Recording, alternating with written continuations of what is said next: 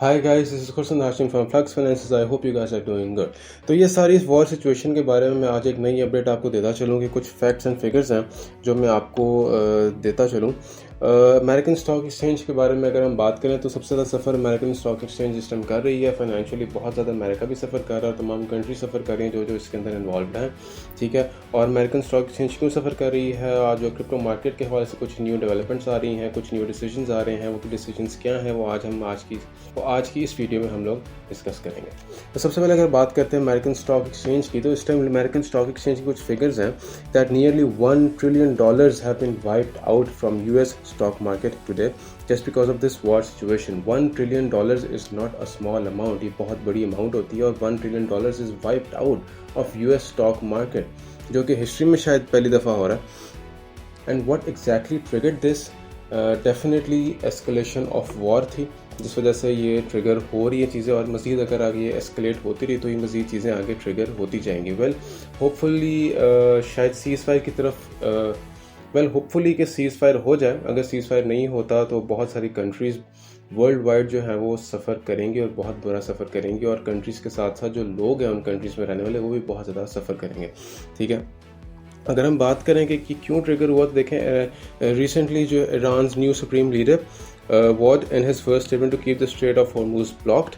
And secondly, Iran has launched attacks on shipping in the Persian Gulf and parts of Dubai as well. This has caused a massive oil shake, and Brent crude blasted past $100 barrel and stayed there, reviving inflation fears and pushing back hopes for Fed rate cuts. इसमें दो चीज़ें हैं, देखें दो चीज़ें ये हैं कि जो क्रूड ऑयल है उसका $100 बैरल प्राइस, $100 से ऊपर प्राइस उसकी जा चुकी हुई है, ठीक है। And now people are hoping कि फेड जो है वो रेट अपने कट्स कर दे। उस पर जो नई डेवलपमेंट वो ये आई है कि president Trump has asked Powell to cut interest rates immediately. President Trump ने जो है वो रिसेंटली ट्वीट किया है, जो आपको ट्वीट पढ़ के सुनाता हूँ। That where is the Federal Reserve chairman Jerome to let Powell today. He should be dropping interest rates immediately, not waiting for the next meeting. President Donald Trump.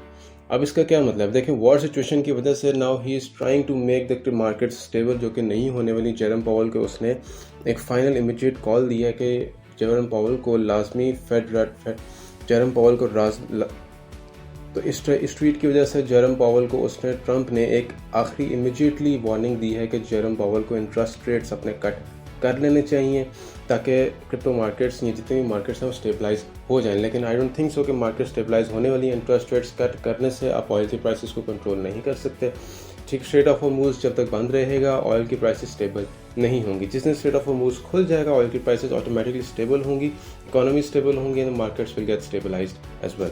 And one thing is that जितने भी आपके top bitcoin holders हैं वो भी इस time सफ़र कर रहे हैं। आप जितने भी टॉप बिटकॉइन होल्डर्स हैं उन सबके अगर आप पोर्टफोलियोज खोल के देखें, उन सबके पोर्टफोलियोज इस टाइम माइनस में चल रहे हैं। सबसे पहले जो Satoshi Nakamoto, that is he is the founder of the bitcoin, that doesn't matter because उसका जो एड्रेस है वो एक्टिव भी नहीं है। दैट ही होल्ड्स 1.1, ही और she, I don't even know, 1.1 million BTC hold करते हैं सतोशी नाकामोटो। कॉइनबेस होल्ड्स 982 के bitcoin, black rock holds 775,000 bitcoins, strategy holds 738 के bitcoins, and United States own 328 के bitcoins, and USDT Tether owns, it's a private company, 96,000 bitcoin। अगर आप इन सब के portfolios देखें, इन सब के पोर्टफोलियोज इस टाइम बहुत ज़्यादा माइनस में आएंगे। इवन के ब्लैक रॉक के बहुत ज़्यादा पोर्टफोलियोज का माइनस में जा रहे हैं। ब्लैक रॉक ने रिसेंटली अपने इन्वेस्टर्स के, अपने फंडर्स के जो है वो पे आउट्स भी फ्रीज़ कर दिए थे। और वो इसलिए फ्रीज़ कर दिए थे कि जब एकदम से बहुत ज़्यादा बड़ी अमाउंट के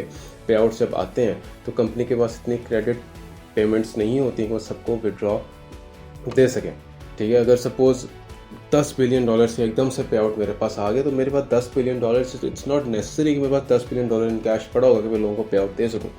अगर वो पे आउट मेरे पास इतना नहीं पड़ा तो डेफिनेटली मैं लोगों के पे आउट नहीं दूंगा ना, या तो मैं क्रेडिट यूज़ करूँगा। अगर मेरे पास इतना क्रेडिट भी नहीं है तो फिर मैं लोगों के पे आउट्स फ्रीज़ करूँगा। 10 बिलियन में से जितने मेरे पास होंगे उतना मैं दे दूँगा, जितने नहीं होंगे तो डेफिनेटली मैं उसको फ्रीज़ कर दूँगा। और जब वो फ्रीज़ हो जाते तो जब पे आउट्स फ्रीज़ हो जाते हैं तो मार्केट्स भी फ्रीज़ हो जाती हैं। अब सबसे मेजर चीज़ ये है कि जेरम पावल इंटरेस्ट रेट कट में क्या डिसीजन लेता है। आई डोंट थिंक सो कि वो ज़्यादा मार्केट पे इम्पैक्ट करेगा बिकॉज अभी किसी को कोई इंटरेस्ट नहीं है कि जेरम पावल क्या स्पीच करते हैं आके।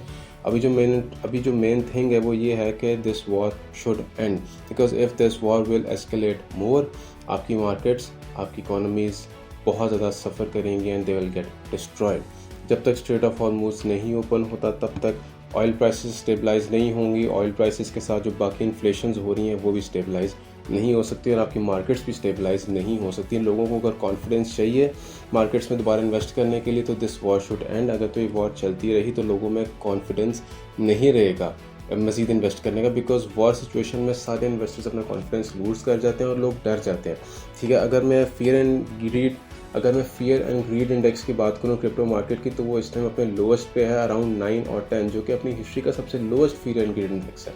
आज से पहले इतना लो कभी भी नहीं गया जितना लो अभी है। कोई भी मार्केट में इन्वेस्ट करना ही नहीं चाह रहा और इसलिए नहीं करना चाह रहा कि किसी को कुछ नहीं पता कि आगे क्या होने वाला।